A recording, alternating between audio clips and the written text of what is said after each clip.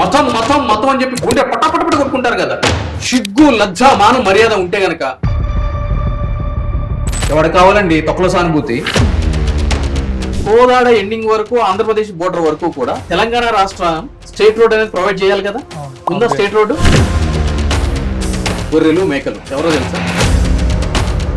మన ఇంట్లో ఆడపిల్ల రాత్రి 1 గంటకు వచ్చినా 2 గంటలకు వచ్చినా కూడా మనకి ఏం ఇబ్బంది కాదు. పక్కింట్లో ఆడపిల్ల 10 గంటలకు ఎవరన్నా డ్రాప్ చేస్తే మాత్రం అది చర్చ. అదే ఆ సో కాల్డ్ జర్నలిస్ట్ ఏదైతే గనక మేడారం జాతరలో వెళ్ళి ఒలి అనే ఒక వ్యక్తి ముందు మైకి పెట్టిందో, దమ్ము ఉంటే పోయి పెట్టమని చెప్పి వయసు బ్రదర్స్ ముందు పోతాడా ఇంటికి? అంటే వాడంటే చిన్నోడు, 10 రూపాయలు బంద్ అమ్ముకునేటోడు, వాడేం అనలేడు, వాడేం చెయ్యలేడు, వాడి సాయి వాడి శక్తి అది కాదు అని చెప్పని వాడిని బట్టలకు తీస్తారా మీరు? అంతెందుకు బ్రదర్, నేను చెప్తున్నాను, మీరు కత్తి తీసుకురండి, నేను పీకింగ్ పెట్టుకుంటాను. 4 రోజుల్లో హలీం సీజన్ స్టార్ట్ అవుతుంది. చల్ రండి, రండి. ఆల్రెడీ స్టార్ట్ అయిపోయింది కూడా. స్టార్ట్ అయిపోయిందా? ఎవరు కొంటారు బ్రదర్ అక్కడ? హిందూస్. సిగ్గు లజ్జ మానం మర్యాద ఉంటే గనక మరి ఎందుకు కొంటారు మీరు? అన్న ఇంకోటి చూసుకుంటే మనం ఎలక్షన్లో గెలవడానికి గోల్డ్ ఇవ్వడం, లేకపోతే ఇంట్లో ఏదో ఒక బహుమతి ఇవ్వడం, అలాంటివి చేస్తున్నాం. గెలిస్తే ఓకే, గెలవకపోతే మా గిఫ్ట్ మాకు రిటర్న్ ఇచ్చేసేయండి అనేసి వస్తున్నాయి. అర్ధరాత్రి ఒక మహిళ మీద అఘాయిత్యం జరిగితేనే సదరు మహిళ పోలీస్ స్టేషన్కి వెళ్తేనే కేసు రిజిస్టర్ చేయనటువంటి పరిస్థితి నేటి ఈ రాష్ట్రంలో. Exactly right. అటువంటిది నువ్వు నేను వెళ్ళి ఇక ఇక్కడ విజువల్ కనిపిస్తుంది కదా, కేసు రిజిస్టర్ చేయమంటే కనుక తీరా అంటారు. మరి ఎన్నికలుగా మీకు నిద్రపోతుందా ఇవన్నీ వస్తున్నప్పుడు? ఎందుకంటే రాజకీయ నాయకులతో పెట్టుకుంటే ఏమైతుందో తెలుసు కదా, గుస్తాపుతుంది. అందు గురించి ఎక్స్ జవాన్లకి 5 ఎకరాలు 10 ఎకరాలు ల్యాండ్స్ ఇస్తామనేసి చెప్తూ ఉంటారు. అయితే గవర్నమెంట్ ఎన్ఓసి అనేది ఒకటి అడ్డు పెడుతూ ఉంటుంది. ఆ అడ్డు పెట్టినప్పుడు మీరు వాళ్ళకి ఫ్రీగా చేసి పెడతాననేసి చెప్పడం జరిగింది. అది జాన్ 26న సక్సెస్ అవ్వడం కూడా జరిగింది. సైనికుల్ని, మాజీ సైనికుల్ని గుర్తించుకుని గుర్తు పెట్టేటువంటి పరిస్థితి సమాజంలో లేదు. అరే నీ భూమి ఇప్పుడు కాస్ట్ ఒక 5 కోట్లు 6 కోట్లు ఉంటుంది, నాకు 20 లక్షలు హైకోర్టు ఇస్తే నేను చెయ్యాలా? నీకు ఆర్డర్లు ఉన్న తర్వాత కూడా 2 సంవత్సరాల నుంచి తెప్పిస్తాను డైరెక్ట్ నామోహం మీద. అవును సార్ అడిగాను. ఈ రోజు మీరు హైకోర్టులో రిట్లేస్తున్నారు, ఆ జీపీ గారి దగ్గరికి వెళ్తే కనుక వాడు 50,000 అడుగుతున్నాడు. అది ఒక ఎమ్మెల్యే విషయంలోనో ఒక ఎంపీ విషయంలోనో ఈ విధంగా చేస్తాడా?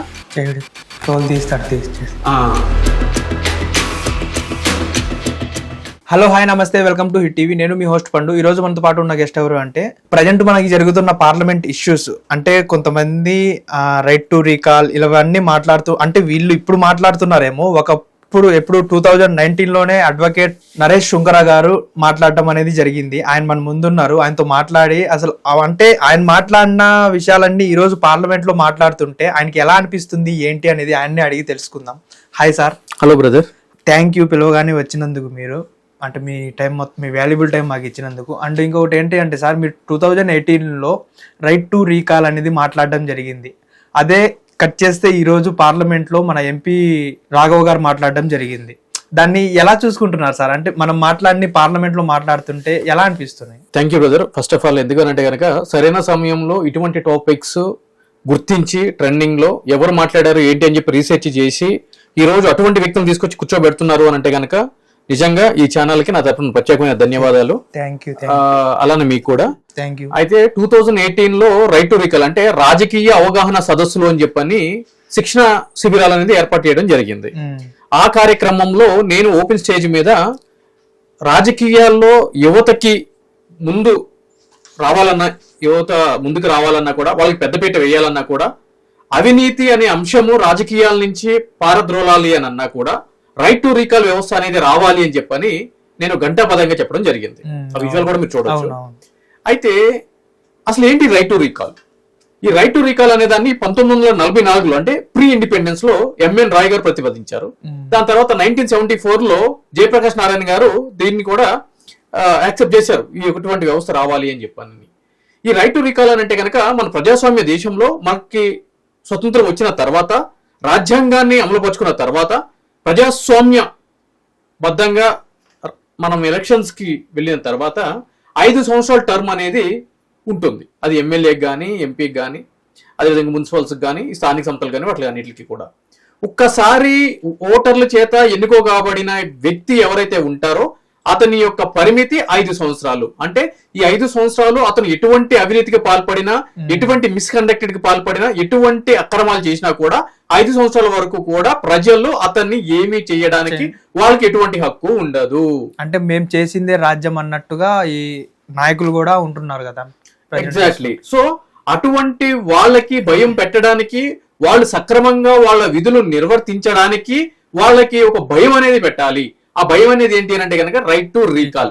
దానివల్ల ఏం జరుగుతుంది అంటే గనక ఏ ప్రజలైతే గనక ఓటుతోటి సదరు ప్రజాప్రతినిధిని ఎన్నుకున్నారో అదే ప్రజాప్రతినిధి సరిగ్గా తన యొక్క కర్తవ్యాన్ని విధుల్ని నిర్వహించినప్పుడు అదే ప్రజలు మళ్ళీ అదే ఓటు ద్వారా అతన్ని తక్షణం దించేయడానికి వాళ్ళకి మళ్ళీ అధికారం ఉంటది. That is called right to recall. వాళ్ళు 5 సంవత్సరాల వరకు వెయిట్ చేయాల్సిన ఆవశ్యకత ఉండదు. సో దీనికి సంబంధించి ఏం జరిగింది అని అంటే కనుక యుఎస్ కి సంబంధించినటువంటి కొన్ని రాష్ట్రాల్లో ఈ రైట్ టు రీకాల్ వ్యవస్థ అనేది ఉంది. అదే విధంగా మన భారతదేశంలో కూడా మధ్యప్రదేశ్ లో, ఛత్తీస్గఢ్ లో, అదే విధంగా బీహార్ లో స్థానిక సంస్థలకు సంబంధించి ప్రజాప్రతినిధులు ఎవరైతే ఉంటారో అంటే పంచాయతీ ప్రెసిడెంట్లు కానీ, ఎంపీటీసీలు కానీ, అదే విధంగా ఈ మున్సిపల్ చైర్మన్లు కానీ, కౌన్సిలర్ కానీ ఎవరైతే ఉంటారో వాళ్ళని దించేయడానికి ఈ రైట్ టు రీకాల్ వ్యవస్థ ఉంది స్థానిక సంస్థల వరకు. కానీ పై స్థాయిలో అంటే ఎమ్మెల్యే, ఎంపీ, ఈ స్థాయిలో ఎమ్మెల్సీ, ఈ స్థాయిలో ఈ రైట్ టు రికాల్ అనేది లేదు. సో కాబట్టి ఇటువంటిది ఒక ప్రొవిజన్ అనేది తీసుకుని వస్తే రిప్రజెంటేషన్ ఆఫ్ పీపుల్ యాక్ట్ లో, ఆర్పీ యాక్ట్ లో ప్రజాప్రతినిధులకి ఒక భయం ఉంటది. అవినీతికి పాల్పడాలంటే కనుక ప్రజలందరూ కలిసి మళ్ళీ మూకుమ్మడిగా నాకున్న అధికారాన్ని, నాకున్న పవర్స్ ని కట్ చేస్తే నా బతుకు అగమ్య గోచరం అవుతుంది అని చెప్పని ఒక భయంతో అవినీతి పాల్పడకుండా తను ఏవైతే కనుక హామీలు ఇచ్చాడో ఆ హామీలు నెరవేర్చడానికి ఒక ఉత్తమమైన మార్గంగా ఈ ఆప్షన్ ఉపయోగపడుతుంది అని చెప్పని కూడా ఆ రోజు నుంచి కూడా నేను ఫైట్ చేయడం జరిగింది. ఇదే విషయాన్ని 2025లో ఆమ్ ఆద్మీ పార్టీకి సంబంధించినటువంటి రాఘవ్ చద్దా గారు ఎంపీ, రాజ్యసభ ఎంపీ, ఆయన పార్లమెంట్ లో డిస్కస్ చేయడం జరిగింది. సో అది చూసినప్పుడు నాకు చాలా ఆనందంగా ఉంది. ఎందుకు అనంటే కనుక ఈ రోజు నాలాంటి ఒక వ్యక్తి ప్రజల సమస్యలకి పరిష్కారం ఏ విధంగా దొరుకుతుంది అనే ఒక సొల్యూషన్ వైపు మాట్లాడుతున్నప్పుడు సదరు విషయాన్ని పార్లమెంట్స్ అంటే కనుక మనందరికి తెలిసిన విషయమే చట్టసభలు, చట్టాలు అక్కడి నుంచే తయారవుతాయి. ఆ తయారు చేసినటువంటి చట్టాల్ని, ప్రతిపాదించినటువంటి చట్టాల్ని మనం ఈరోజు ఫాలో అవుతూ ఉంటాము. అటువంటి చట్టసభల్లో ఇటువంటి విషయాన్ని మాట్లాడటం అనేది నాకు చాలా ఆనందంగా ఉంది. ఇంకో విషయం ఏంటి అంటే కనుక రాఘవ్ చద్దా గారు ఈ యొక్క విషయమే కాదు, ఈయన సర్ప్రైజింగ్లీ ఈ యొక్క నేషనల్ టోల్స్ గురించి కూడా మాట్లాడటం జరిగింది. అంటే మీ ఇంకొకటి పాయింట్ చూసుకుంటే మీరు ఏమేమైతే లెవెల్ ఎత్తుతున్నారు పాయింట్స్ అవే తీసుకుని వెళ్ళి అక్కడ రాజ్యసభలో మాట్లాడడం అనేది జరుగుతుంది. ఇప్పుడు ఏదైతే మీరు రైట్ టు రీకాల్ మాట్లాడారు, ఇంకొకటి టోల్ ప్లాజా గురించి మాట్లాడారు, రోడ్ ట్యాక్సెస్, ఇవన్నీ అక్కడ తీసుకుని వెళ్ళి మాట్లాడుతుంటే అసలు మీకు ఎలా అనిపిస్తుంది? అంటే మీరు ఎప్పుడో మాట్లాడిన దాన్ని ఇప్పుడు కూడా ఏంది అంటే ఒక రాజకీయ నాయకుడు మాట్లాడాల్సిన మాటలు ఇప్పుడు మీరు మాట్లాడారు. ఫస్ట్ దాన్ని ఎలా చూసుకోవచ్చు మనం? ఇప్పుడు మొదటి నుంచి కూడా ఒక అడ్వకేట్ గా సమాజంలో నా వంతు కృషి, నా వంతు ప్రయత్నం ఏం చేయాలి అనే దిశగానే నేను అడుగులు వేశాను. అందులో భాగంగానే రాజకీయాలకు రావడం జరిగింది, ఎమ్మెల్యేగా కంటెస్ట్ చేయడం జరిగింది. సో ఓడిపోయిన తర్వాత మళ్ళీ ఎమ్మెల్యేగా కంటెస్ట్ చేయడానికి సిద్ధం అవడం జరిగింది. ఇటువంటి క్రమంలో ఒక రాజకీయ నాయకుడికి ఉండాల్సినటువంటి లక్షణం ఏంటి అంటే కనుక ముందు చూపు ఉండాలి. రేపటి రోజున మన సమాజాన్ని ముందుకు తీసుకుని వెళ్ళాలి అంటే గనక, ప్రజల్ని అభివృద్ధి వైపు నడిపించాలి అంటే గనక మనము ఎటువంటి కార్యాచరణ రూపొందించాలి అనేటువంటి ఆలోచన నాయకుడికి ఉండాలి. ఈ రోజు రాఘవ్ చద్దా గారిని చూస్తా ఉంటే గనక ఇటువంటి నాయకత్వం కదా నేటి మన యువతకి కావాల్సింది అనే విధంగా నాకు కూడా ముచ్చటేస్తుంది. ఆయన ఫారెన్ లో చదివినప్పటికీ కూడా ఒక మంచి job, chartered account it seems చేస్తున్నప్పటికి కూడా ఇతను ప్రజలకి ఏదో చేయాలి, రాజకీయాలకు రావాలి, ఒక మార్పు అనేది తీసుకురావాలి, మన మార్క్ అనేది చూపించాలి అనే ఉద్దేశంతో రావడం జరిగింది.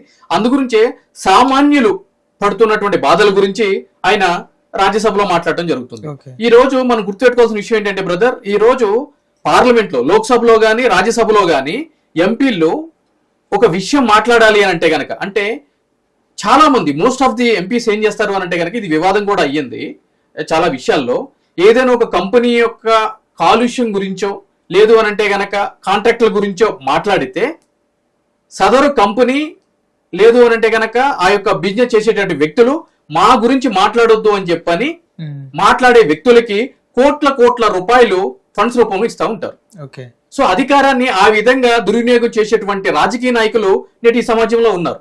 సో ఆ దిశగా కాకుండా సామాన్య ప్రజలకి పడుతున్న బాధల గురించి ఈ రోజు ఆ ఎంపీ గారు మాట్లాడుతున్నారు అంటే గనక రేపటి రోజున నన్ను చూసుకున్నట్లు ఆయనలో నేను చూసుకుంటున్నాను. ఇక టోల్ ట్యాక్స్ గురించి మాట్లాడుకుంటే గనక ఆల్రెడీ అది 2019లో తెలంగాణ హైకోర్టులో నేను పబ్లిక్ ఇంట్రెస్ట్ లిటిగేషన్ ఫైల్ చేయడం జరిగింది, ప్రజా ప్రయోజన వ్యాజ్యం. ఏంటి అని అంటే గనక టోల్ ట్యాక్స్ అనే వ్యవస్థ ఉండకూడదు అని చెప్పని.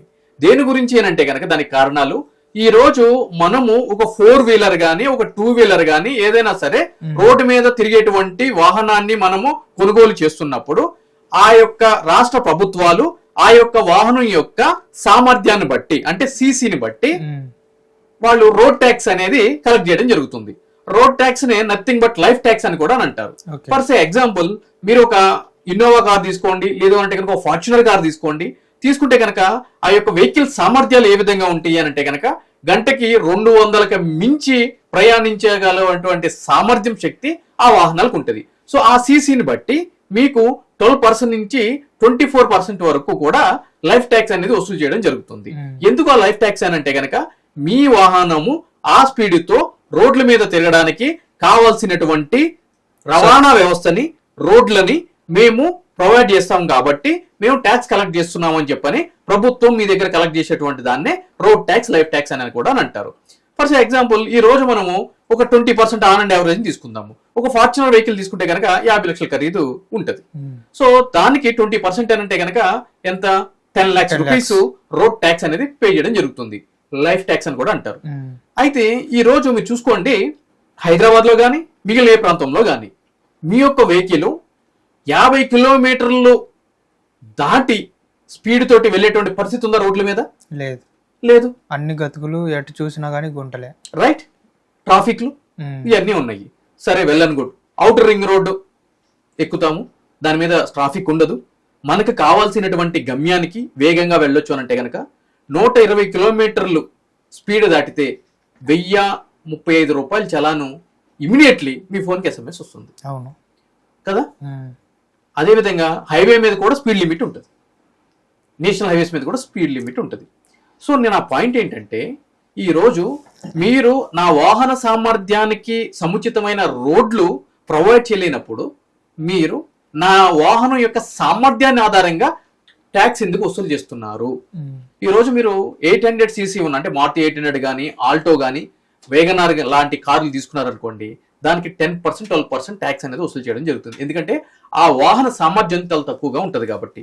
కాబట్టి నేను ఏమంటాను అని అంటే కనుక, మీరు వసూలు చేస్తే అన్ని వాహనాలకి కూడా ఇర్రెస్పెక్టివ్ ఆఫ్ దేర్ సీసీ ఒకటే టోల్ ట్యాక్స్ అనేది, రైట్, రోడ్ ట్యాక్స్ అనేది తీసుకోండి, రైట్? ఈక్వల్ గా మారుతి 800 కి ఏ ట్యాక్స్ ఉంటుందో, లైక్ ఆల్టో కి ఏ రోడ్ ట్యాక్స్ ఉంటుందో, ఫార్చునర్ కి అదే ఉండాలి, బెంజ్ కి అదే ఉండాలి, BMW కి అదే ఉండాలి.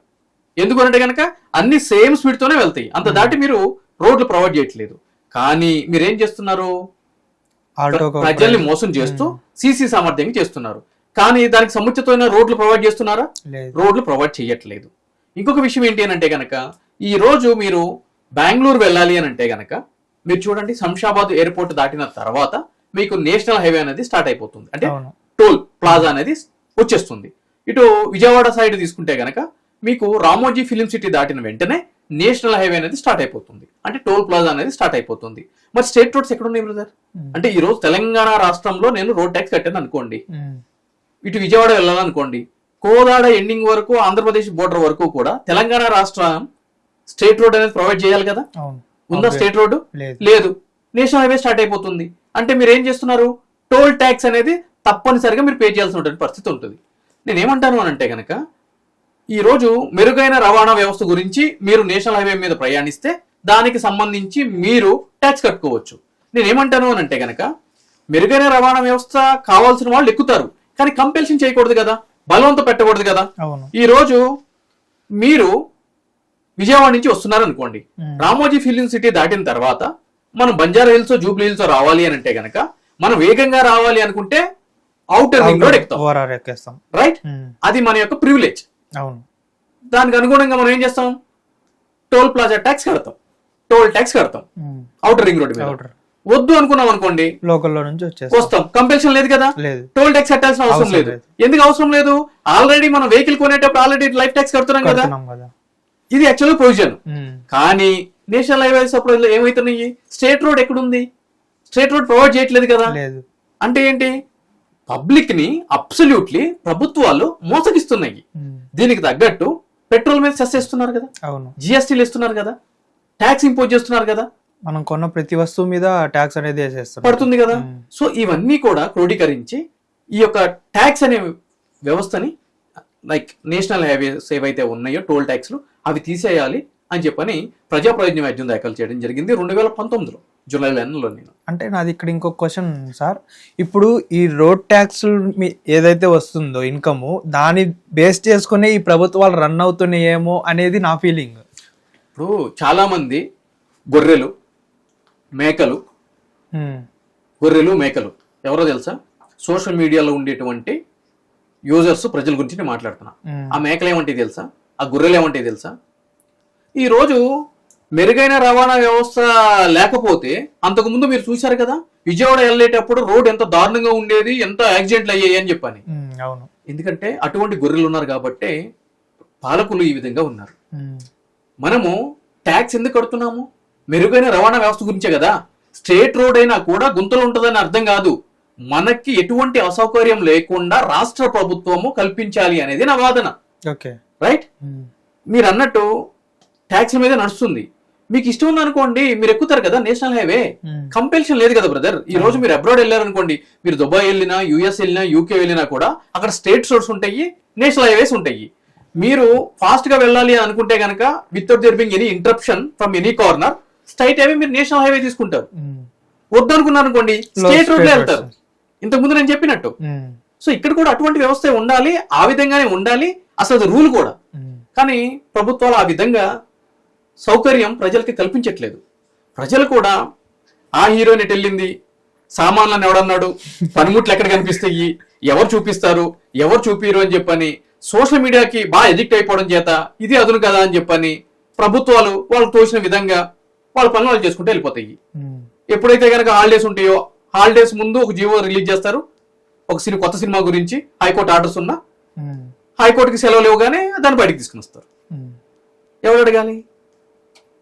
ఈ లోపు సినిమా కావాల్సిన కలెక్షన్స్ రాబట్టుకుంటది, వాళ్ళకి రావాల్సిన సక్సెస్ వచ్చేస్తుంది, ఇవన్నీ చేస్తుంది. సో ఈ విధంగా పట్టపగలు కోర్టుల్ని, ప్రజల్ని అడ్డగోలుగా నిర్మాతల గురించి, బడా పారిశ్రామికవేత్తల గురించి, వాళ్ళ స్వప్రయోజనాల గురించి ప్రజల నెత్తి మీద ఈ ట్యాక్స్లే కాదు, ఎంటర్టైన్మెంట్ రూపంలో ఆ ట్యాక్స్లు కూడా విధిస్తున్నప్పుడు ప్రజలు ఆలోచించాలి. సో ఆ విధంగా ఆలోచించేటువంటి ప్రజలు లేరు కాబట్టే ఈ రోజు నాయకులు ఈ విధంగా తయారు. అందుకనే మన దేశం ఇలా ఉంది. ఎగ్జాక్ట్లీ. ఇటువంటి క్రమంలో నాలాంటి వాళ్ళు రాజకీయాల్లో వద్దామన్నప్పుడు అసలు ఏం జరుగుతుంది ఏంటి అని చెప్పి చాలా మంది చెప్తా ఉంటారు. వీళ్ళు మారరు, వీళ్ళు బ్రతుకులు ఇంతే, నువ్వు ఎంత మొత్తుకున్నా కూడా, చూసావు కదా నీకు డిపాజిట్లు రాకుండా చేసేయారు, అయినా సిగ్గు రాలేదని చెప్పి అంటున్నా కూడా ఈ రోజు మనం చూస్తున్నాము. పార్లమెంట్లో అగైన్ రాఘవ చద్దా గారు లాంటి వ్యక్తులు ఈ రోజు ఆ డెలివరీ నామ్ కూడా 10 minutes లో డెలివరీ ఏదైతే ఉందో అటువంటి డెలివరీ బాయ్ తోటి కలిసి వెళ్ళి వాళ్ళ యొక్క ప్రాబ్లమ్స్ ని పార్లమెంట్ లో లేవనెత్తినప్పుడు ఈ రోజు చూడాలంటే బ్రదర్, సమాజం మొత్తం నాశనం అయిపోయింది అనుకో, ఈ రోజు మీరు నేను ఇంత స్వేచ్ఛగా ఈ పాడ్కాస్ట్ చేయలేం. రైట్? ఒక 10% ఉంది. రైట్? అలాంటి వ్యక్తుల వల్ల, నాలాంటి వ్యక్తుల వల్ల, మీలాంటి వ్యక్తుల్లో 10% ఉంది. సో ఈ 10% కూడా మనకెందుకులే అని చెప్పని గివప్ అయిపోయారనుకోండి, అర్థం లేదు ఇంకా ప్రజాస్వామ్యానికి. సో అందుగురించే 125 కోట్లకు పైబడిన జనాభా ఉన్న భారతదేశంలో ఒకళ్ళే ప్రధానమంత్రిగా ఉన్నారు. 4.5 కోట్లకు పైబడినటువంటి తెలంగాణ రాష్ట్రంలో ఒకళ్ళే ముఖ్యమంత్రిగా ఉన్నారు. ఎందుకు అనంటే కనుక వాళ్ళని టార్చ్ బ్యారర్స్ అంటారు. వాళ్ళని చూసుకుంటా మిగిలిన వాళ్ళందరూ వెళ్తూ ఉండాలి. సో ఆ విధంగా టార్చ్ బ్యారర్స్ కావాలి అని అంటే కనుక మనము ఒక నిమ్మిత మాత్రలాగా, ఒక చీమలు, ఒక గొర్రెలు, ఒక మేకలు, సోషల్ మీడియాకి పరిమితం అయ్యే వ్యక్తుల యొక్క కామెంట్లకి మనము చదువుకొని అక్కడే బాధపడ్డాం అనుకో బ్రదర్, ఇంకో 10 మందికి మనము మార్గదర్శకులు కాలేము. సో కాబట్టి ఈ విధంగా ఈ ప్రభుత్వాలు చేసేటువంటి ప్రతి పనిని కూడా అనుక్షణం కూడా మనము గళమెత్తుతానే ఉండాలి, ప్రశ్నిస్తానే ఉండాలి. ఇది మన యొక్క ప్రాథమిక విధి. ఓకే అన్న, ఇంకొకటి నాకు ఇందాక మనం రైట్ టు రీకాల్ అనేది మాట్లాడినాం కదా, అందులో ఇంకొక క్వశ్చన్ అడగాలనిపిస్తుంది నాకు. ఎమ్మెల్యే అంత హోదాలో ఉండి అంటే ఒక మహిళల్ని అడ్డం యూస్ చేసుకోవడం అంటారో మరి ఏమంటారో తెలియదు, హస్బెండ్ లేరు దూరంగా ఉన్నారు అని తెలుసుకొని వాళ్ళని దగ్గర తీసుకోవడం ఏంటన్నా, దాన్ని ఎలా చూసుకోవచ్చు మనం? వాడుకోవడం అంటారు. వాళ్ళు మాట్లాడితే కనుక అదే రైల్వే కోడూరు జనసేన ఎమ్మెల్యే గురించి మీరు మాట్లాడుతున్నారు. ముసుగుల గుద్దులాట ఏముంది బ్రదర్ దీంట్లో? ఇది ఓపెన్ అతను ఒక్కడనే కాదు, చాలా మంది ఉన్నారు. జస్ట్ డైరెక్ట్ గా మాట్లాడడం ఎందుకో ఇష్టం లేక నేను అలా మాట్లాడడం అనేది జరిగింది. మనం మాట్లాడుకుంటే నలుగురికి ఇన్స్పిరేషన్ అవ్వాలి కానీ బ్యాడ్ అవ్వకూడదు అనే దాని మీదనే నేను అడగడం జరిగింది. అంటే ప్రజలు ఎవరో చూడకుండా నువ్వే నేను చూసావు అనుకో, ఆ చూసిందని బయటకు చెప్తేనేమో మనం సమాజాన్ని చెడగొట్టినట్టు. సమాజం అందరూ చూసి మనం చెప్తున్నారు. సో మనం సమాజాన్ని చెడగొడుతున్నాం, సమాజం మనల్ని చెడగొడుతుందా? సమాజమే మనల్ని చెడగొడుతుంది కదా. సో మనం మాట్లాడుకోవచ్చు, ఎందుకంటే రీసెంట్ గా అదే జరుగుతుంది కాబట్టి, రైట్? ప్రజలకు కూడా అదే కావాలి కాబట్టి. ఎందుకంటే ఇప్పుడు మనం రైట్ టు రీకాల్ మాట్లాడడం అది అవసరం లేదు వాళ్ళకి, ఇంకొకటి రోడ్ ట్యాక్స్ మాట్లాడడం అది అవసరం లేదు. శ్రీధర్ టాపిక్ మాట్లాడడం ఇప్పుడు ఏంటంటే లైక్స్ కామెంట్స్ అన్ని వచ్చేస్తాయి అనేసి అందరు చూస్ చేసుకోవడం కూడా అదే చూస్ చేసుకుంటున్నారు. So not only Sridhar brother, అంతకంటే ముందు టీడీపీకి సంబంధించినటువంటి మదనపల్లి ఎమ్మెల్యే గారికి సంబంధించి కూడా, అదే విధంగా మన గుంటూరుకి చెందిన గుంటూరు, అదే విధంగా శ్రీకాకుళం, గతంలో కూడా వైఎస్ఆర్సీపీకి సంబంధించినటువంటి హిందూపూర్ ఎంపీ గాని, లేదంటే గనక ఇక అందరూ అంబటి రాంబాబు గారు గాని, వీళ్ళందరూ కూడా. అయితే ఇక్కడ మనం మాట్లాడుకోవాల్సిన విషయం ఏంటంటే బ్రదర్, ఫస్ట్ ఒక ప్రముఖమైన వ్యక్తి, ఎమ్మెల్యే కావచ్చు, ఎంపీ కావచ్చు, ఒక పోలీస్ అధికారి కావచ్చు, మినిస్టర్ కావచ్చు, లేదు అంటే కనుక ఒక జ్యుడిషియల్ మెంబర్ కావచ్చు, అంటే సమాజంలో ఒక ప్రముఖమైన స్థానంలో ఉన్నటువంటి ఒక వ్యక్తి అని అనుకుందాం. అటువంటి వ్యక్తులకి ఫీలింగ్స్ ఉండకూడదా? ఉంటాయి కదా. ఎందుకంటే సెక్స్ అనేది ఒక బయోలాజికల్ నీడ్, రైట్? ఒక బయోలాజికల్ నీడ్. ఆ కోరికలు లేవనుకో మనిషికి, మనం ఆలోచించాలి తేడా ఏమో అని. అంటే ఆ పేరు కూడా వస్తుంది మళ్ళీ. నేను ఓపెన్ గానే మాట్లాడుతున్నాను. అంటే ఒక మనిషికి, ఒక మగాడికి ఫీలింగ్స్ లేవు అని అంటే గనక, మగాడిగానే కాదు, ఉమెన్స్ కైనా లేడీస్ కైనా కావచ్చు, లేకపోతే ఎవరికైనా. అంటే మనం మగవాళ్ళ గురించి మాట్లాడుతున్నాం కాబట్టి ఆబ్వియస్లీ ఇప్పుడు బయాలజికల్ నీడ్ అంటే కనుక ఆడవాళ్ళకి కూడా rightly pointed out, correct. So మనం ఆలోచించాలి. ఇటువంటి పరిస్థితుల్లో ఈ వ్యవహారాలు ఏవైతే బయటపడుతున్నాయో ఇవి వాళ్ళ యొక్క వ్యక్తిగత వ్యవహారాలు. To be frank and to be honest, వాళ్ళ యొక్క వ్యక్తిగత వ్యవహారాలు. ఈ రోజు అవతల పక్కన ఎవరైతే గనక బాధితురాలుగా పిలువబడుతున్న వ్యక్తి ఉందో, వీణ, ప్రతి ఒక్క వీడియో రికార్డింగ్ కూడా రికార్డ్ చేయడం జరిగింది, రైట్? ఇప్పుడు సుప్రీంకోర్టు వారే క్లియర్ గా చెప్పడం జరిగింది ఏంటి అని అంటే గనక, పెళ్ళైనటువంటి వ్యక్తులు కూడా ఇష్టం ఉండి వాళ్ళ యొక్క కన్సెంట్ తోటి వేరే వ్యక్తితో కలిసి జీవిస్తే, సెక్సువల్ ఇంటర్కోర్స్ చేస్తే అది నేరం కాదు, కానీ విడాకులు తీసుకోవడానికి ఒక ప్రధానమైన గ్రౌండ్ అని చెప్పి సుప్రీంకోర్టు చెప్పింది, రైట్? అదే విధంగా disturbed relations does not amount rape అని చెప్పాను. అంటే కలిసి తిరుగుతారు, పెళ్లి చేసుకుందామని అనుకుంటారు, కొన్ని అనివార్య కారణాల వల్ల పెళ్లి చేసుకోలేరు, అటువంటి క్రమంలో సహజీవనం కూడా చేసి ఉంటారు. ఆ ఆడపిల్ల సదరు వ్యక్తి మీద రేప్ కేసు పెడుతుంది. అలా పెట్టే రేప్ కేసు కూడా చెల్లుబాటు కాదు అని చెప్పి సుప్రీంకోర్టు వారు చెప్పడం జరిగింది. సో వీటిలన్నింటినీ చూసుకుంటే లీగల్ పరంగా నేను చెప్పేది ఏంటి అని అంటే గనక, ఎవరితో అయినా తిరగొచ్చు బ్రదర్, ఇబ్బంది ఏం లేదు. దీన్ని కాకపోతే ఏంటంటే గనక, ప్రజలకి మన ఇంటిలో జరిగే సంఘటనల కంటే పక్కింటిలో జరిగే సంఘటనల మీద ఎక్కువ ఇంట్రెస్ట్ ఉంటది. అది ఎనీథింగ్ ఏదైనా కానీ. మన ఇంట్లో ఆడపిల్ల రాత్రి 1 గంటకు వచ్చినా 2 గంటలకు వచ్చినా కూడా మనకి ఏం ఇబ్బంది కాదు. పక్కింట్లో ఆడపిల్ల 10 గంటలకు ఎవరైనా డ్రాప్ చేస్తే మాత్రం అది చర్చ, అది డిబేట్. అవును, రైట్. మన పార్టీలో వాడు తప్పు చేస్తే మనకు కనిపించదు. 10 మందితో తిరిగి పార్టీ ఆఫీస్ లో దుకాణం పెడితే మనకు కనిపించదు, ఎందుకంటే మనకంటూ కొన్ని మీడియా ఛానల్స్ ఉన్నాయి కాబట్టి. అవును, పక్క పార్టీ వాడు ట్రాప్ అవ్వచ్చు, ట్రాప్ చెయ్యొచ్చు, ఏదైనా జరుగుండొచ్చు, అది మాత్రం న్యూస్. అవును, అయితే దీంట్లో కూడా ఏం జరుగుతుంది అంటే కనుక, బలమైన వ్యక్తులు చేసినప్పుడు మాత్రము వాళ్ళకి ఏమీ అవ్వట్లేదు, ఆ యొక్క సంఘటనల్ని బయటికి రానికుండా తొక్కి పెడుతున్నారు. ఏదైతే గనక తక్కువ స్థాయి వ్యక్తులు, అటు ఫైనాన్షియల్ గా కావచ్చు, క్యాస్ట్ పరంగా కావచ్చు, సోషియో ఎకనామిక్ పర్పస్ గా అంటే వైడ్ అయినా కావచ్చు, అటువంటి వ్యక్తులు మాత్రం బయటికి లాక్కొచ్చి సునకానందం పొందుతున్నారు. సో అల్టిమేట్ గా నేను చెప్పేది ఏంటి అంటే కనుక ఇటువంటి విషయాలు వాళ్ళ వ్యక్తిగత విషయాలు, అసలు మనం మాట్లాడుకోవాల్సిన అవసరం లేదు. కాకపోతే ఏంటి అంటే కనుక ప్రజాప్రతినిధి అంటే కనుక ఒక బాధ్యత కలిగినటువంటి వ్యక్తులు, అసెంబ్లీలో ప్రజలు నడవడికని సూచించేటువంటి చట్టాలు చేసేటువంటి వ్యక్తులు. అటువంటి వ్యక్తులే ఇటువంటి వివాదాల్లో ఇరికినప్పుడు ప్రజలు ఏమనుకుంటారంటే కనుక ఇటువంటి ఎదవలా మనకి పాలించేది అని చెప్పని అంటారు. ఇలాంటి 3,000 ఇస్తున్నావు ఎట్లయినా సార్ తీసుకుని జేబులో పెట్టుకుంటావో, ఆ విషయం అప్పుడు మర్చిపోతావు, అది వెళ్ళాం. కానీ మాట్లాడుకోవాలిగా, మనకి ఎంటర్టైన్మెంట్ కావాలి కదా, ఏదో ఒకటి కావాలి కదా, సో మాట్లాడుకుంటారు. సో కాబట్టి దీని గురించి మనము అంత డిస్కస్ చేసి చించి లాగేటువంటి విషయం ఏం లేదు. ఆ అమ్మాయికి ఇష్టపడింది, ఈ అబ్బాయి ఇష్టపడ్డాడు, ఇద్దరు కలిసి తిరిగారు. అదే పాయింట్, వాళ్ళిద్దరికి ఇష్టం ఉండి అన్ని ఇయర్స్ తిరిగి కూడా ఇప్పుడు నాకు అంటే ఏదో న్యాయం జరగలేదు, అది జరగలేదు అని దాన్ని బయటికి తీసుకుని రావడం ఎంతవరకు కరెక్ట్ అసలు? అవును వాళ్ళిద్దరు ఇష్టపడ్డారు అని చెప్పి టైటిల్ ఉంటుంది, రవితేజ గారిదా, సేమ్ అట్లానే అవును వాళ్ళిద్దరు ఇష్టపడ్డారు, అవును వాళ్ళిద్దరి మధ్య గొడవ జరిగినాయి, అవును వాళ్ళిద్దరి మధ్య సెటిల్మెంట్ అవ్వలేదు, తీయకు 2-3 సినిమా టైటిల్స్ చేస్తే అయిపోయాయి కదా. కాకపోతే ఏంటంటే బ్రదర్, ఒకప్పుడు ఇటువంటి విషయాలన్నీ కూడా బ్లాక్ మెయిల్ వీడియోలు తీస్తే భయపడేటోళ్ళు. ఇప్పుడు భయపడటానికి ఎవరు రెడీగా లేరు. ఎందుకు అంటే కనుక అదొక పబ్లిసిటీ. ఈరోజు తెలుగు రాష్ట్రాల్లో కానీ బయట కానీ అటువంటి పబ్లిసిటీ రావాలి అని అంటే కనుక ఎన్ని వేల కోట్లు ఖర్చు పెట్టాలి. సర్ప్రైజింగ్ ఫ్యాక్టర్, నిన్నో మొన్న ఒక న్యూస్ చదివాను, మృణాల్ ఠాకూర్ అనే హీరోయిన్ ఎవరు ఉన్నారా, ఆవిడ అంటున్నట్టుంది సంథింగ్ ఏదో రూమర్స్ ఏవో వస్తున్నాయి అంట, వాళ్ళతో తిరుగుతున్నారు అని చెప్పని. సో ఇటువంటి పబ్లిసిటీ 10 కోట్లు ఇచ్చినా రాదు, నేను బాగా ఎంజాయ్ చేస్తున్నా అని చెప్పని ఒక మహిళ స్టేట్మెంట్ ఇచ్చింది. అంటే ఒక సినిమా పరిశ్రమకు సంబంధించినటువంటి వ్యక్తి, మరి రాజకీయ రంగానికి సంబంధించినటువంటి వ్యక్తులు ఇంకెన్ని స్టేట్మెంట్లు ఇవ్వాలి? ఫ్రీ పబ్లిసిటీ కదా. సో అంటే ఇటువంటి వ్యవహారాలు, బ్లాక్మెయిల్ వ్యవహారాలు చేసేటువంటి మహిళలు ఎవరైనా ఉంటే కనుక వాళ్ళకి నేను చెప్పేది ఒకటే, అప్పుడు లాగే లేదు సమాజం, అందరూ తెగించి ఉన్నారు.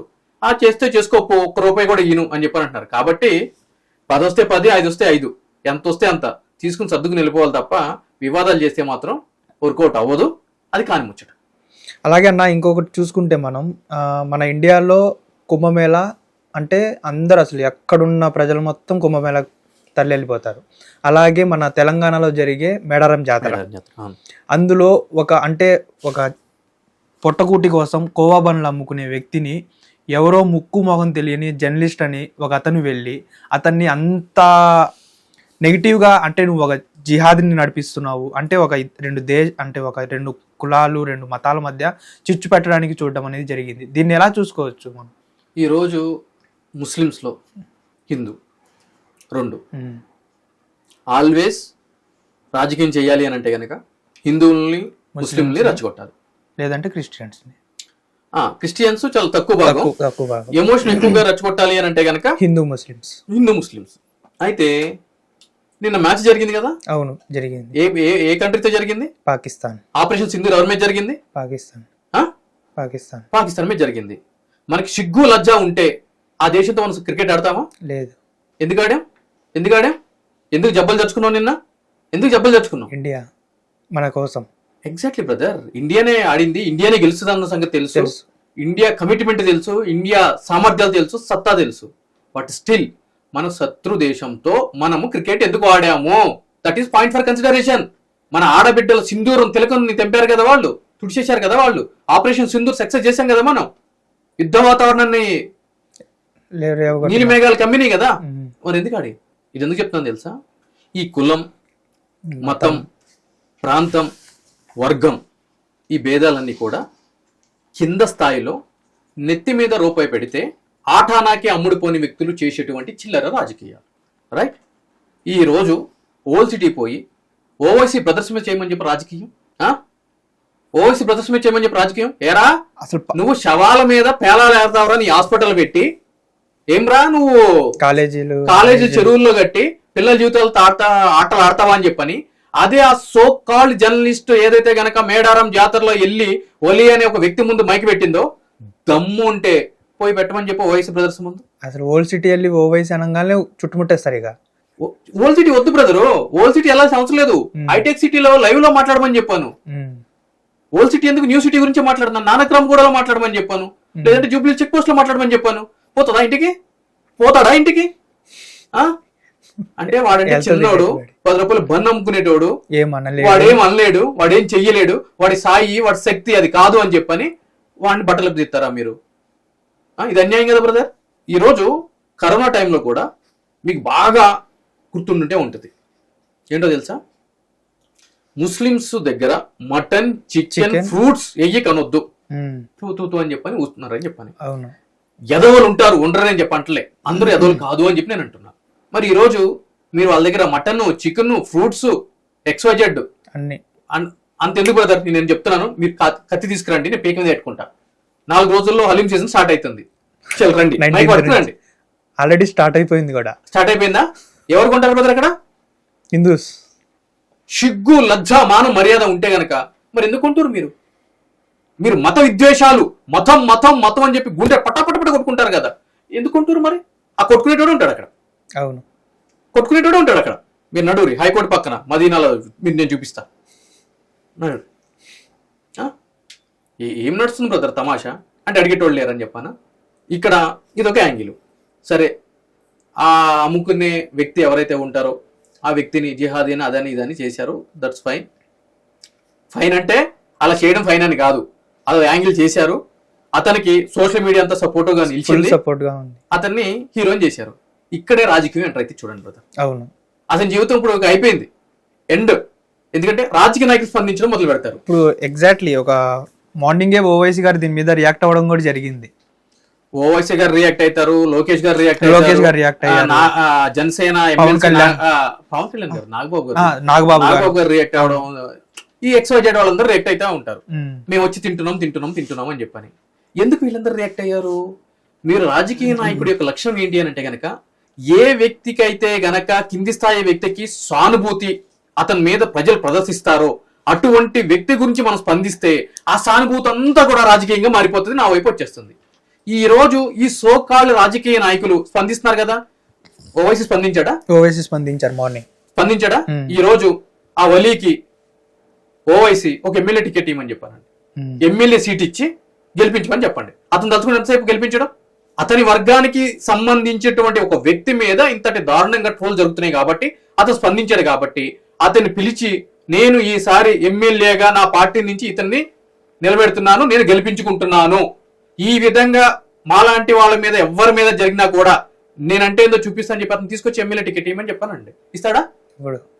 టీడీపీ నుంచి లోకేష్ గారు ఇస్తారా? జనసేన నుంచి పవన్ కళ్యాణ్ గారు ఇస్తారా? ఎవడు కావాలండి తొక్కలో సానుభూతి? జరగాల్సింది జరిగిపోయిన తర్వాత అతనికి ఇల్లు కట్టిస్తారా? లేదు. అతని పిల్లలకి చదువుల గురించి కానీ ఆరోగ్యం గురించి కానీ 1 కోటి రూపాయలు 2 కోట్ల ఫిక్స్డ్ డిపాజిట్ చేస్తారా? మరి మీరు పెట్టే మైకులు, మీ సానుభూతులు ఎవరు కావాలండి? ట్విట్టర్ లో స్టేట్మెంట్లు, వాడి జీవితం ఆల్రెడీ సర్వనాశనం అయిపోయింది. ఫసక్కే 2-3 రోజులు మీడియా మీకు అందరు, మీరంటే మీరు కాదు బ్రదర్, మళ్ళీ చేసి మళ్ళీ నాది చేయకుండా ఉంటారు. అదేం లేదు. అంటే ఎవరైతే ఉంటున్నారో సోకాల్ మీడియా గురించి అంటున్నా, సోకాల్ మేధావి వర్గ మీడియా గురించి అంటున్నాను. టెలికాస్ట్ చేస్తుందా? చేయదు. ఈ రోజు ఇంకో విషయం నేను చెప్తున్నాను. ఈ రోజు న్యూస్ అనుకుంటా, జేడి లక్ష్మీనారాయణ గారు ఏదో ఒక కంపెనీలో జాయిన్ అయ్యారు యాజ్ ఏ వైస్ ప్రెసిడెంట్గా అని చెప్పాను. మార్నింగ్ నుంచి న్యూస్ నడుస్తుంది. పాపం ఈ సోకాల్ మీడియా ఆయన్ని ఏదైనా ఒక ఇన్సిడెంట్ జరిగితే ఆయన వాయిస్ తీసుకోకుండా ఉంటుందా? తప్పకుండా తీసుకుంటుంది. అటువంటి వ్యక్తి రాజకీయాలని చెప్పని వచ్చి నిలబడితే ఓడగొట్టారు. సో నేనేమంటున్నా అంటే, ఈరోజు ఆయన ఈ వయసులో కూడా, అంటే ఇప్పుడు dignity of the lever brother, ఆయన జాయిన్ అవ్వడం అంటే సెల్యూట్. ఆయన కష్టపడుతున్నారు, చేసుకుంటున్నారు. నేనేమంటున్నా అంటే, ఆ స్థాయి ఉన్నటువంటి వ్యక్తే ఈ రోజు జాబ్లో జాయిన్ అయ్యి ఆయన కష్టం మీద ఆయన రూపాయి తింటున్నారు.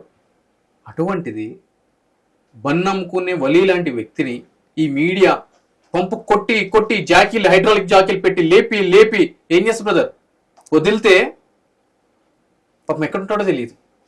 ఒక్కసారి చరిత్రలో చూడండి, సోషల్ మీడియా లేపినటువంటి వ్యక్తుల యొక్క జీవితాలు ఏ విధంగా ఉన్నాయో. రైట్? ఎగ్జాక్ట్లీ. అంతే కదా. కలకత్తాకి సంబంధించి ఒక వ్యక్తి బఠానీ అమ్ముకునే వ్యక్తి ఎవరో ఒక పాటలు పాడేటాడు సంథింగ్ అవును సంథింగ్ మసాలా దాంట్లో సాంగ్ ఏదో ఉంటది రైట్. అదే విధంగా మోనాలిసా పూసలు అమ్ముకునే ఆవిడ మోనాలిసా యాజ్ వెల్. అదే కలకత్తాలో రైల్వే ప్లాట్ఫామ్ మీద ఒక పెద్ద ఆవిడ భిక్షటం చేస్తూ పాట పాడుతా ఉంటే ఆవిడ కూడా పైకి లేపారు. ఆవిడ జీవితం ఏమైందో తెలుసా? అంటే సోషల్ మీడియా ఎప్పుడైతే గనక రాత్రి చేసి వాళ్ళ మీద రాజకీయం చేస్తుందో వాళ్ళ బతుకులను బుగ్గిపాలే. సో కాబట్టి ఈ రోజు వాళ్ళు స్పందించారు వీళ్ళు స్పందించారని చెప్పి మనం జబ్బలు తెచ్చుకోవాల్సిన అవసరం లేదు. ఎవరు స్పందించినా కూడా వాళ్ళ యొక్క స్వార్థం గురించి స్పందిస్తారు. ఇప్పుడు ఈ రోజు మీరు అన్నారు ఈ డిబేట్ స్టార్టింగ్ లో సార్ 2018లో రైట్ టు రీకాల్ గురించి మాట్లాడారు, 2019లో టోల్ ట్యాక్స్ గురించి మాట్లాడారు. ఈ రెండు విషయాలు కూడా రాఘవ్ చద్దా గారు పార్లమెంట్ లో మాట్లాడుతున్నప్పుడు మీరు ఏ విధంగా ఫీల్ అయ్యారని అంటున్నారు. మరి సుంకర్ నరేష్ ని పిలిపించి అరే ఇటువంటి వ్యక్తి ఇంతటి దూరదృష్టితోటి ఎప్పుడో ఇటువంటి టాపిక్స్ మాట్లాడితే ఈ రోజు పార్లమెంట్ లో మాట్లాడితే అవి వైరల్ అవుతున్నాయి. ఇటువంటి వ్యక్తికి కదా మనం ఎమ్మెల్యే టికెట్ ఇవ్వాలని చెప్పాను, రాజకీయ పార్టీలు పిలవని నన్ను స్పందించమని చెప్పండి అంటే నా వీడియోస్ వైరల్ కావట్లేదా? మిలియన్స్ లో పోతున్నాయి కదా.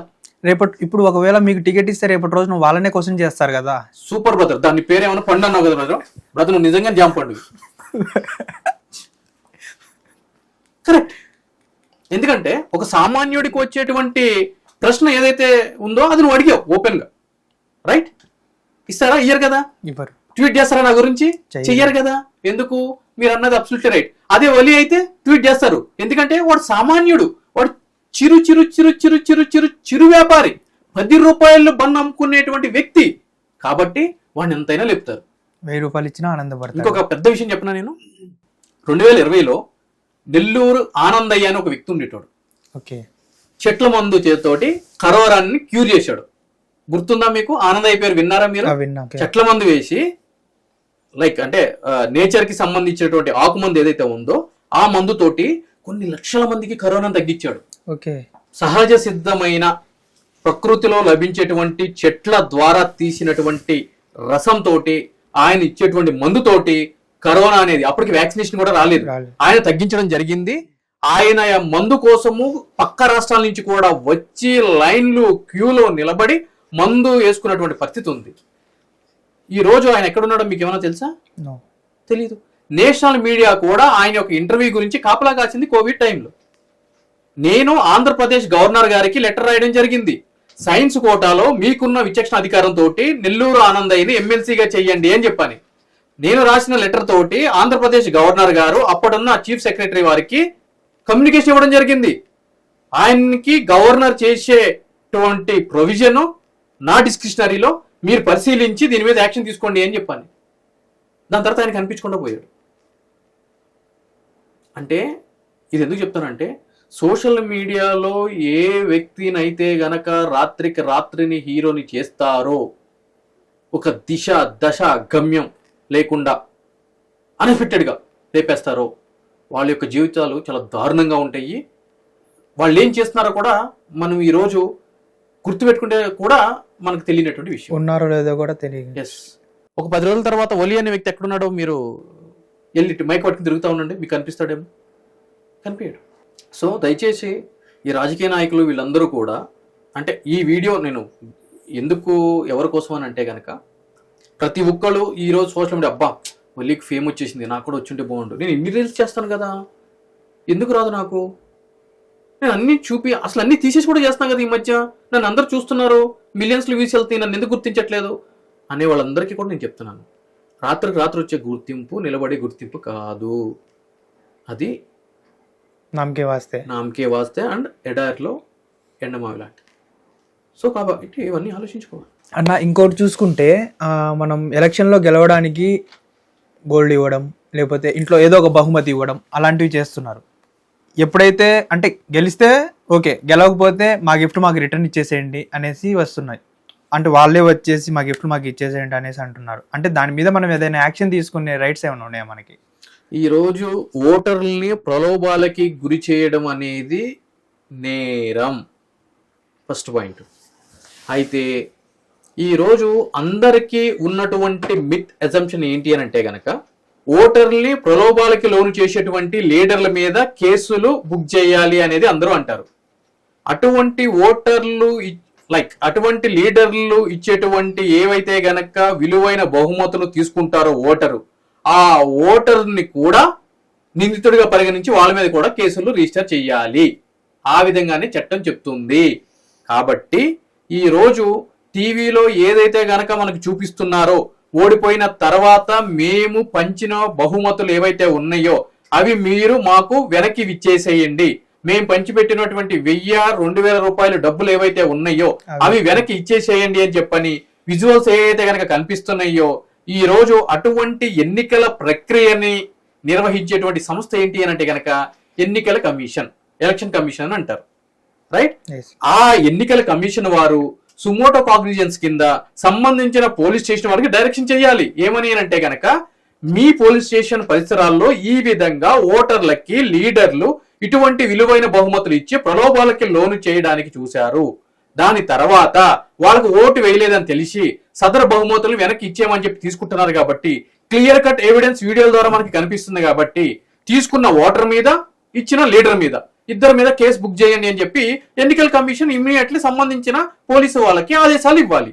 లేదు అని అంటే గనక మీలాంటి నాలాంటి బాధ్యత కలిగిన పౌరులు అటువంటి విజువల్స్ కనిపించిన వెంటనే సంబంధించిన పోలీస్ స్టేషన్ లో కంప్లైంట్లు అనేది ఇవ్వాలి.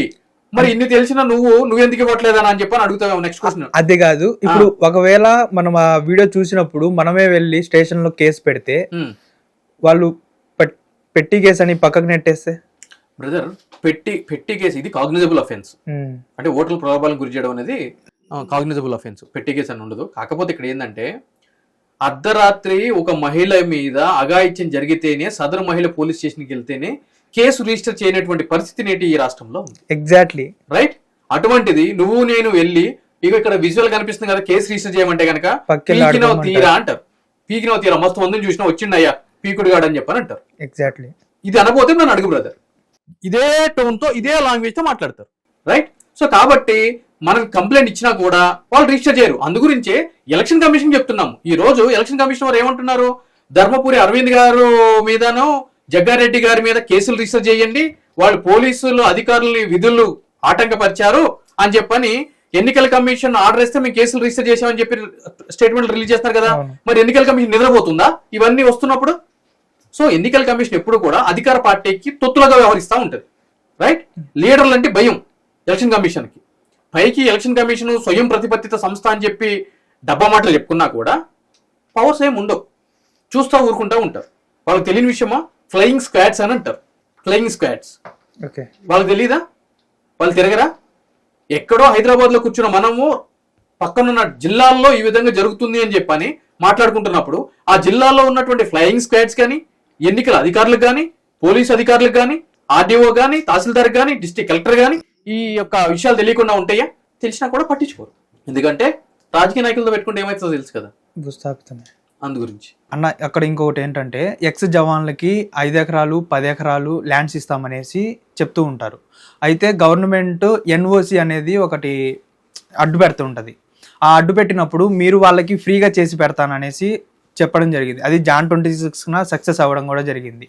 దీనివల్ల అంటే ఎలాంటి ప్రలోభాలకి లోనయ్యారు మీరు, అండ్ లేదంటే ఎలాంటి స్ట్రగుల్స్ ఫేస్ చేయడం జరిగింది మీరు? ఇప్పుడు జనరల్గా ఆగస్ట్ 15కి జనవరి 26కి నేను అర్ధరాత్రి పూట ఫ్లాగ్ హోస్టింగ్ అయిపోయిన తర్వాత జెండాల్ని కింద పడేసి మురికి కాలువల్లో, చెత్త కుప్పల్లో, రోడ్ల మీద ఇంప్రాపర్గా పడేసి వెళ్ళిపోతూ ఉంటారు. వైట్ సొక్కాలు వేసుకుంటారు, జెండా ఎగరేసి ఫోటోలు దిగుతారు, ఫేస్బుక్లో పెట్టుకుంటారు, వెళ్ళిపోతారు. కానీ మన జాతీయ చిహ్నం అని అంటే గనక అది మన దేశానికి ఒక గౌరవ ప్రతీక. వాటిల్ని కింద పడినటువంటి జెండాల్ని ఏ విధంగా ఖననం చేయాలి అని చెప్పి ఫ్లాగ్ కోడ్ ఉంటుంది. సో నేను ఎవ్రీ ఇయర్ కూడా సదరు జెండాల్ని సేకరించి గౌరవప్రదంగా ఫ్లాగ్ కోడ్ ప్రకారం ఖననం చేయడం జరుగుతుంది. అది నా యొక్క part and parcel of the life అయిపోయింది జనవరి 26 ఆగస్టు 15కి. మొన్న జనవరి 26ను పురస్కరించుకొని నేను ఆపరేషన్ సింధూర్ జరిగింది. మనం ఈ రోజు ఇంత స్వేచ్ఛగా ఇక్కడ ఉన్నాము అని అంటే గనక దానికి ప్రధానమైన కారణం మన దేశాన్ని మనల్ని కాపలా కాస్తున్నటువంటి సైనికులు. అటువంటి సైనికులకి రిటైర్మెంట్ అయిపోయిన తర్వాత సముచిత సంవత్సరాలు ఆర్మీలో చేసిన తర్వాత బయటకు వచ్చినాక ప్రభుత్వం ఏం చేస్తుంది అని అంటే గనక కొందరికి 3 ఎకరాలు, కొందరికి 5 ఎకరాలు, కొంతమందికి 10 ఎకరాలు అసైన్ ల్యాండ్ వేస్ట్ ల్యాండ్ అని అంటారు, ప్రొవైడ్ చేయడం జరుగుతుంది. వాళ్ళు దేశానికి సేవ చేశారు కాబట్టి, అది కూడా ఎక్కడ ఊరవతల కొండల్లో గుట్టల్లో ఇస్తూ ఉంటారు గతంలో కూడా. సో ఇచ్చినప్పుడు దాంట్లో ఉన్న నిబంధన ఏంటి అని అంటే కనుక 10 సంవత్సరాల తర్వాత వాళ్ళు సదరు భూమిని అమ్ముకోవచ్చు అని చెప్పని సదరు అసైన్మెంట్ పట్టాలో పొందుపరిచి ఉంటుంది, ఆ జీవోలో కూడా పొందుపరిచి ఉంటుంది. కానీ ఇప్పటికీ 30 సంవత్సరాలు 40 సంవత్సరాలు గడుస్తున్నా కూడా వీళ్ళు ఆ భూమిని అమ్ముకోవాలన్నా ఒక కూతురు వివాహం గురించో, ఒక సొంత ఇల్లు గురించో, లేదు అని అంటే గనక ఈ వయసు మీద పడుతున్నప్పుడు వచ్చేటువంటి ఆరోగ్య సమస్యలకి కావాల్సినటువంటి హాస్పిటల్ ఖర్చుల కోసమో ఈ భూమిని అమ్ముకోవాలంటే ఆ భూమి 22A అంటే రిజిస్ట్రేషన్ యాక్ట్ 22A అంటే ప్రొహిబిషన్ లిస్ట్ అని చెప్పని అంటారు, దాంట్లో కనిపిస్తూ ఉంటుంది. కాబట్టి దాన్ని మీరు అమ్మలేరు, ఎవరికి వాటికి చేయలేరు, లోనికి వెళ్ళలేరు, ఏం చేయలేరు, జస్ట్ ఉంటుంది అంతే. సో కాబట్టి అదేంటన్నా 10 సంవత్సరాలు అయితే అమ్ముకోవచ్చు అని చెప్పని మీరే అంటున్నారు, మళ్ళీ కాకపోతే మళ్ళీ ఇదేమో నిబంధన ఉందంటున్నారు ఏంటి అని అంటే కనుక అదే దౌర్భాగ్యం ఇక్కడ. సో ఈ రోజు అటువంటి సైనికుల్ని, మాజీ సైనికుల్ని గుర్తించుకుని గుర్తుపెట్టేటువంటి పరిస్థితి సమాజంలో లేదు. అది రాజకీయ నాయకులు కావచ్చు, ప్రజలకు కావచ్చు, ప్రభుత్వ అధికారులు కావచ్చు, ఎవరికైనా కావచ్చు. చేశారులే అప్పుడు అని చెప్పని ఒక చులకన భావం ఉంది. సో కాబట్టి వాళ్ళ యొక్క పరిస్థితిని నేను అర్థం చేసుకొని నేనేం చేశాను అంటే కనుక సదరు వ్యక్తులకి ఉచితంగా ఆ ఎన్ఓసి అనే నిబంధన తొలగించి ఆ 22A నుంచి వాళ్ళ యొక్క భూముల్ని ప్రొహిబిటరీ లిస్ట్ నుంచి తీపిచ్చే బాధ్యత నాది. ₹1 కూడా ఖర్చు లేకుండా జెరాక్స్ ఖర్చు కూడా నేనే పెట్టుకుంటా అని చెప్పని 7710678678 అని చెప్పి ఒక నెంబర్ని నేను మార్కెట్లోకి వదలడం జరిగింది. సో ఈ యొక్క వీడియోకి భారీ ఎత్తున మాజీ సైనికుల నుంచి ఆదరణ లభించడం జరిగింది. ఆ విధంగా ఆఫీసులు కూడా రావడం జరిగింది. జరిగినప్పుడు దానికి అనుగుణంగానే మనం ఏదైతే కనుక చెప్పామో చెప్పిన విధంగానే ఫైల్స్ అనేది మూవ్ చేయడం జరుగుతుంది. ఆ ప్రాసెస్ నిరంతర ప్రక్రియ, రోజు వస్తున్నారు. మనల్ని కలిసినటువంటి సైనికులు వాళ్ళ యొక్క అనుభవాలని వీడియో రూపంలో కూడా రిలీజ్ చేయడం జరిగింది. అయితే ఈ క్రమంలో మీరు ఏదైనా సరే ఒత్తిడికి లోనయ్యారంటే కనుక ముమ్మాటికి ఒత్తిడికి లోనైనా బ్రదర్. ఎందుకు అని అంటే కనుక ఈరోజు ఇదే క్రమంలో వికారాబాద్లో గతంలో ఒక మాజీ సైనికుడికి ప్రభుత్వము 4 ఎకరాల భూమి ఇవ్వడం జరిగింది. 4 ఎకరాల భూమిలో అతను ఆల్రెడీ బోర్ వేసుకున్నాడు, కరెంటు మీటర్ ఉంది, పొజిషన్ అతనే ఉన్నాడు, చుట్టూరు కడీలేసిండు. అదేవిధంగా దానికి సంబంధించి పాత పాస్బుక్ కూడా ఉంది. నన్ను ఎప్పుడైతే కనుక అప్రోచ్ అయ్యారో నేను ప్రొసీజర్ ప్రకారము అతన్ని ధర్నీలో అప్లై చేయడం జరిగింది. కానీ ఇవ్వకపోతే హైకోర్టులో నేనే రిట్ పిటిషన్ వేసి డైరెక్షన్ తీసుకుంటే అప్పుడు పాస్బుక్ ఇవ్వడం జరిగింది, కొత్త పాస్బుక్ ధర్నీ ప్రకారం. అది ఇచ్చిన తర్వాత అతని యొక్క భూమిని అతనికి ఇచ్చి కూడా 30 సంవత్సరాలు దాటిపోతుంది, 10 సంవత్సరాల నిబంధన హైకోర్టులో వేయడం జరిగింది. సదరు అధికారులకు రిప్రజెంటేషన్ ఇచ్చిన తర్వాత వాళ్ళు ఎటువంటి యాక్షన్ తీసుకోకపోతే హైకోర్టులో వేయడం జరిగింది. హైకోర్టు కూడా డైరెక్షన్ ఇవ్వడం జరిగింది, ఇతనికి ఎన్ఓసి అవసరం లేదు, మీరు రిజిస్ట్రేషన్ చేయండి అని చెప్పని. కానీ వికారాబాద్ తహసీల్దార్ ఉంటాడు లక్ష్మీనారాయణ అని చెప్పని, అతను గత 4 సంవత్సరాల నుంచి కూడా ఆ యొక్క సీటుని పట్టుకుని వేలాడుతూనే ఉన్నాడు, ఖాళీ చేయట్లేదు. ఎందుకంటే కొంతమంది గతంలో ఉన్న బీఆర్ఎస్ నాయకుల అండు ఉంది, ఇప్పుడు ఉన్నటువంటి నాయకుల అండు కూడా ఉంది. స్పీకర్ నియోజకవర్గం అదే.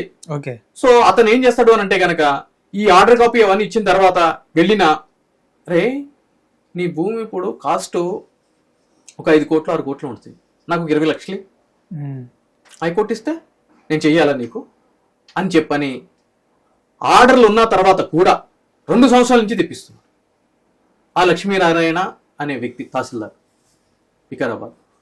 నేను వెళ్ళటం జరిగింది, నేను వ్యక్తిగతంగా వెళ్ళి మాట్లాడటం జరిగింది.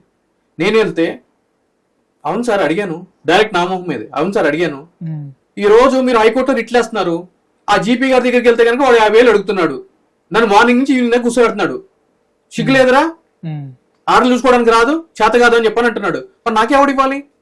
మీరు పోయి ఆ జీపీ గారితో మాట్లాడండి. ఇదే టోన్ తోటి. అంటే ఇప్పుడు ఇలాంటి వ్యక్తుల మీద మనం ఎలాంటి యాక్షన్ తీసుకోవడానికి ఉండదా సార్? అంటే వీళ్ళు భారీ అవినీతి తిమింగలాలు బ్రదర్, స్పర్శ ఉండదు వీళ్ళకి. మనం కోర్టుల ద్వారా ఏ వెళ్ళినా కూడా కోర్టులకు ఉండేటువంటి బర్డెన్స్, ఇప్పుడు కోర్టులు కూడా చట్టపరంగా ఏదైతే ఉందో ఆర్డర్స్ ఇస్తాయి, అది చేయకపోతే కంటెంప్ట్ అని చెప్పని అంటాము, అంటే కోర్టు ధిక్కరణ చర్య. సో ఆల్రెడీ వేస్తాము. వీళ్ళ ఇంటెన్షన్ ఏముంటుంది అంటే కనుక అది వచ్చినప్పుడు సంగతి చూసుకుందాం. కోట్లు తినుంటారు కదా, భారీ అవినీతికి పాల్పడి ఉంటారు. మేనేజింగ్ ఎక్కడికక్కడ అధికారులు మేనేజ్ చేయడం అంటున్నాడు కదా, జీపీకి నేను 50,000 ఇచ్చినా, వాళ్ళకి 50,000 ఇచ్చినా అని చెప్పని. మరి ఈ విధంగా డబ్బులు దేనికి ఇస్తున్నాడు? మేనేజ్ చేయడానికి, పీకల్లాగా తినడానికి. దీనివల్ల ఏం జరుగుతుంది? ఈ రోజు దేశానికి సేవ చేసినటువంటి సైనికులు ఎవరైతే ఉన్నారో వాళ్ళ జీవితాలు అగాధాల్లో పడిపోవట్లేదా? వాళ్ళే రేపటి చెప్తారు, ఎవరైనా మీలాంటి నాలాంటి యువత దేశం కోసం కొట్లాడాలి, ఆర్మీలో జాయిన్ అవ్వాలి అని అంటే కనుక ఎందుకు బేట మేము చేసాం, ప్రభుత్వం మమ్మల్ని పట్టించుకుంటుందా? ఏం చేసింది చూడు, ఏ విధంగా ఉందో ఆడు చూడు, ఎదవ 15-20 లక్షలు అడుగుతున్నాడు నా సొంత భూమికి అని చెప్పని. ఏం పోయే కాలం అండి. నువ్వు తిను, రియల్ ఎస్టేటు వెంచర్లు చేసేటోళ్ళ దగ్గర తిను, మాజీ సైనికుల దగ్గర ఏం అవసరం అండి? ఒక తహసీల్దారు ఒక సీట్లో 3.5-4 సంవత్సరాల నుంచి కంటిన్యూ అవుతున్నాడు అని అంటే కనుక మీరు అర్థం చేసుకోండి ఎంత గట్టి క్యాండిడేట్. ఎంత గట్టి క్యాండిడేట్. ఇప్పుడు ఫైనల్గా ఆ వికారాబాద్ ల్యాండ్ అయితే ఆయనకైతే వచ్చిందా లేదా? అది ప్రాసెస్లో ఉంది. అంటే నేను ఏం చెప్తున్నాను అంటే కనుక ఒక అల్లావుద్దీన్ అద్భుత దీపం సుల్తాన్ నరేష్ దగ్గర లేదు. ఓకే, అంటే మీరందరూ అనుకోవచ్చు అంటే ఈ విధంగా బలంగా గళం వినిపించేటువంటి వ్యక్తి తలుచుకుంటే ఏదైనా అయిపోతుంది అని చెప్పని. ఈ రోజు ప్రతి ఒక్కరు కూడా నన్ను అడుగుతూ ఉంటారు, ఇప్పుడు అంటే లాయర్గా సక్సెస్ అయ్యావు, ఒక గళం ఇప్పితే ఏ అధికారైనా కదులుతాడు అని, మరి నీకు రాజకీయాలు ఎందుకు, ఎమ్మెల్యేగా ఎందుకంటే చేయాలి ఏంటి అని చెప్పని. ఇప్పుడు ఇటువంటి వ్యక్తులకి ఇప్పుడు నా సాయి శక్తుల కొద్దీ నేను ఉచితంగా ప్రతి రూపాయి కాస్ట్ పెట్టుకుని హైకోర్టులకు వెళ్తాను, ఒకటి కాకపోతే 2 హైకోర్టులో రిట్లు వేస్తాను, ఆర్డర్లు తీసుకుని వస్తాను, కంటెంట్ పిటిషన్లు వేస్తాను. కానీ పేకల దాకా అవినీతికి పాల్పడినటువంటి ఈ లక్ష్మీనారాయణ తహసీల్దార్ లాంటి వ్యక్తుల్ని ఇవన్నీ ఆపలేకపోతున్నాయి. అదే ఒక ఎమ్మెల్యే విషయంలోనో ఒక ఎంపీ విషయంలోనూ ఈ విధంగా చేస్తాడా? చేయడు, తోలు తీస్తాడు. ఏమైతుంది? తోలు తీస్తారు. అందు గురించే అట్లీస్ట్ ఇటువంటి వ్యక్తులకి ఉపయోగపడటానికి అధికారం అనేది తప్పనిసరి కాబట్టే ఈ మార్గం సెలెక్ట్ చేసుకోవడం జరిగింది. ఓకే, మొన్న నాంపల్లి కోర్టు దగ్గుబాటి ఫ్యామిలీకి ఒక సీరియస్గా వార్న్ చేయడం అనేది జరిగిందన్న. అంటే ఇలాంటివి అంటే ఒక పెద్ద సెలబ్రిటీ హోదాలో ఉండి ఇలాంటివి చేయడం మనం ఎలా చూసుకోవచ్చు అన్న? ఈరోజు జూబ్లీ హిల్స్లో ఫిలిం నగర్లో అనుకుంటా ఒక స్థల వివాదం గురించి ఫస్ట్ దగ్గుపాటి ఫ్యామిలీకి సంబంధించినటువంటి వ్యక్తులు ఒక వ్యక్తికి అగ్రిమెంట్ ఆఫ్ సేల్ ఏదో చేయడం జరిగింది. అతను ఏదో హోటల్ పెట్టుకోవడం జరిగింది. హోటల్ పెట్టుకున్న తర్వాత అది మేము ఇవ్వలేదు అని చెప్పని వాళ్ళు దాన్ని క్యాన్సిల్ చేయడం జరిగింది, కోర్టుకి వెళ్ళడం జరిగింది. దాన్ని ఛాలెంజ్ చేస్తూ ఈయన నాంపల్లి కోర్టులో చేయడం జరిగింది. అట్లా ప్రైవేట్ కంప్లైంట్ మూవ్ చేయడం జరిగింది. దీనికి సంబంధించి ఒకసారి కోర్టులో కేసు ఫైల్ చేసిన తర్వాత ఎవరైనా దాంట్లో పార్టీ రెస్పాండెంట్ల కింద మీరున్నా, నేనున్నా, దగ్గుబాటికి సంబంధించిన ఫ్యామిలీ వాళ్ళు ఉన్నా కూడా కోర్టు ముందు హాజరు కావడం అనేది తప్పనిసరి. ఒకవేళ ఆ విధంగా హాజరు కాకపోతే అటువంటి వ్యక్తులకు సంబంధించిన న్యాయవాదులు వాళ్ళ తరపున హాజరయ్యి వాళ్ళు ఎందుకు రాలేకపోతున్నారో దానికి సంబంధించిన కారణాలు కోర్టుకు తెలియజేయడం అనేది జరుగుతూ ఉంటుంది. ఇది రెగ్యులర్ ప్రొసీజర్ ప్రాసెస్. కానీ ఎప్పుడైతే కనుక కోర్టు వాళ్ళ యొక్క ప్రజెన్స్ మ్యాండేటరీ అని చెప్పి ఇన్సిస్ట్ చేస్తుందో ఆ పరిస్థితుల్లో మాత్రము వాళ్ళు ఎంత పెద్దవాళ్ళైనా కూడా కోర్టు ముందు హాజరు కావాల్సింది. ఈరోజు మనం చూసుకుంటున్నాం రేవంత్ రెడ్డి గారు కూడా సీఎం హోదాలో ఉండి నాంపల్లి కోర్టుకి ఇప్పుడు 3 సార్లు వెళ్ళడం జరిగింది. అంటే కోర్టు ముందు ఆర్టికల్ 14లో అందరూ సమానమే అంటారు. కొన్ని ప్రత్యేకమైన పరిస్థితుల్లో మాత్రము కొద్దిగా ఎక్సెప్షన్స్ ఉంటాయి అంటారు. సో కాబట్టి ఆ విధంగానే నోటీసులు ఇష్యూ చేయడం జరిగింది. నోటీసులు ఇష్యూ చేసినా కూడా వీళ్ళు వెళ్ళకపోవడము, పదే వాయిదా కోరడంతో వారెంట్ అనేది ఇష్యూ చేయడం జరిగింది.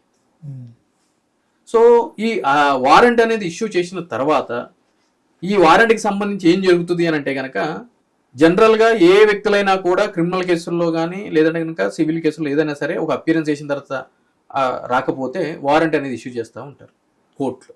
అప్పుడు ఏం చేస్తారంటే వాళ్ళు వెళ్ళటము, లేదు అంటే కనుక ఒక అఫిడవిట్ వేయడము, అఫిడవిట్ వేసి వాళ్ళ రూపంలో ఏ కారణాల చేత రాలేకపోతున్నారో వాళ్ళ అడ్వకేట్ ద్వారా వెళ్ళటము, కోర్టుని ఎక్స్క్యూజ్ అంటే క్షమించమని చెప్పి అడగడము, ఇవన్నీ కూడా జరుగుతూ ఉంటాయి.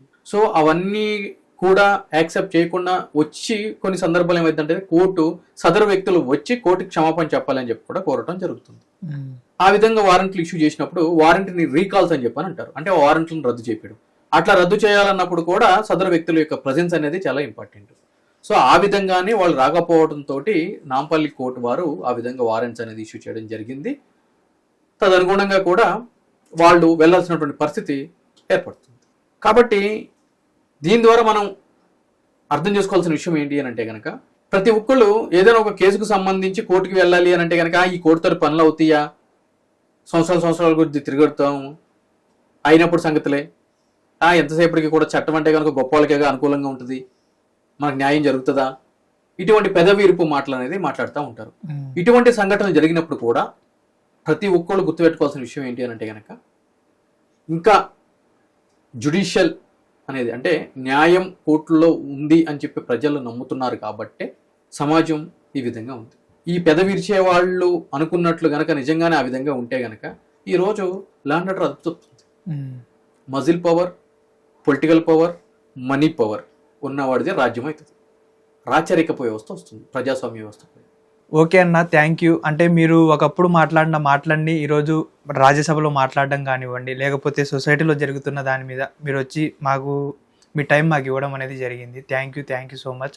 అండ్ మీరు ఏదైతే అనుకుంటున్నారో, అంటే ఒక ఎమ్మెల్యే, అంటే ఈరోజు ఒక అడ్వకేట్ అయ్యి ఉండే మీరు ఇంతమందికి హెల్ప్ చేస్తున్నారు అంటే, ఒక ఎమ్మెల్యే అయ్యి ఉంటే మీరు ఇంకెంతమందికి హెల్ప్ చేస్తారు అనేది నేను ఊహించుకుంటుంటేనే నాకు చాలా ఆశ్చర్యంగా చాలా హ్యాపీగా అనిపిస్తుంది.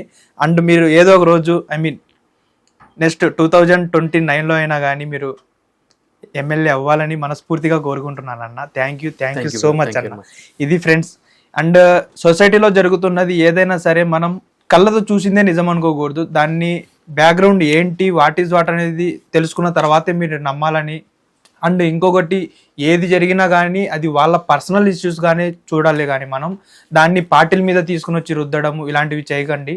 సో మరో ఇంటర్వ్యూతో మళ్ళీ కలుద్దాం. చూస్తూనే ఉండండి hit TV. Hit TV app, ఇందులో short news, live news, entertainment shows, movies, digital magazines తో పాటు మీ జిల్లా వార్తలను కూడా ఫ్రీగా చూడొచ్చు. ఇంకెందుకు ఆలస్యం, వెంటనే హిట్ టీవీ యాప్ ని డౌన్లోడ్ చేసుకుని ఫ్రీగా ఎంటర్టైన్మెంట్ పొందండి. Hit TV app. Hit TV app. Please download hit TV app. Hit TV app ని ఫ్రీగా డౌన్లోడ్ చేసుకొని ఎంజాయ్ చేయండి. మీకు నచ్చిన ఎంటర్టైన్మెంట్ కోసం హిట్ టీవీ యాప్ ని ఫ్రీగా డౌన్లోడ్ చేసుకుని ఎంజాయ్ చేయండి. హిట్ టీవీ యాప్ ని డౌన్లోడ్ చేసుకుని ఆస్వాదించండి, ఆశీర్వదించండి. ఇంతమంది సెలబ్రిటీలు హిట్ టీవీ యాప్ ని డౌన్లోడ్ చేసుకోండి అని చెప్తున్నారంటే ఎంత మంచి యాప్ ఆలోచించండి. అమెరికా అమెరికా అమెరికా అమెరికాలో చదవాలనుకునే వాళ్ళకి విశ్వసనీయమైన పేరు మన శౌర్య కన్సల్టెన్సీ.